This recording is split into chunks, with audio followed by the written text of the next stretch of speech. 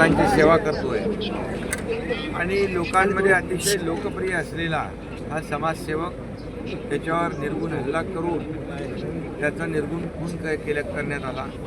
अतिशय अमानवीय पद्धतीने क्रूरपणे त्याची हत्या झालेली आहे आणि ही माणुसकीला काळीमा फासणारी घटना आहे। मुलीला शाळेत सोडवताना या ठिकाणी हल्लेखोरांनी हल्ला केलेला आहे, पाळत ठेवून पूर्णपणे नियोजन करून।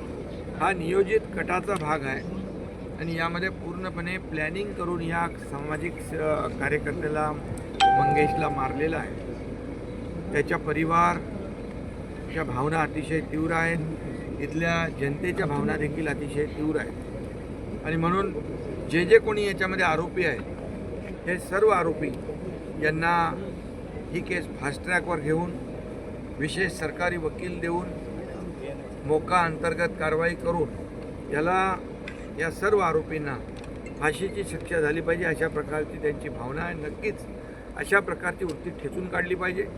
अशा प्रकारची वृत्ती समाज विघातक आहे आणि एखाद्याचा विजय झाल्यानंतर त्याला अशा प्रकारे ज्याला जनतेने निवडून दिलं आणि हे सुडाचं राजकारण जे करतायत याची पुनरावृत्ती पुन्हा होता कामा नये यासाठी शासनाच्या माध्यमातून पोलिसांच्या माध्यमातून याला कठोर शासन झालं पाहिजे आणि कठोर शिक्षा झाली पाहिजे आणि त्यामुळे ही केस फास्ट ट्रॅकवर घेऊन या अशा वृत्तीला फासावर लटकवणं हीच काळाची गरज आहे आणि म्हणून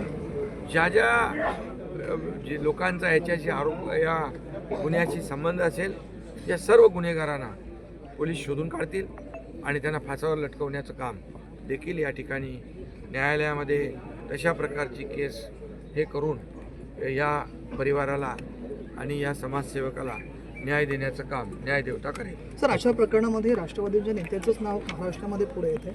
या ठिकाणी देखील जे कोणी असतील ही वृत्ती अतिशय समाजाला घातक आहे। निवडणुका आपण लढवतो लोकशाही मार्गाने,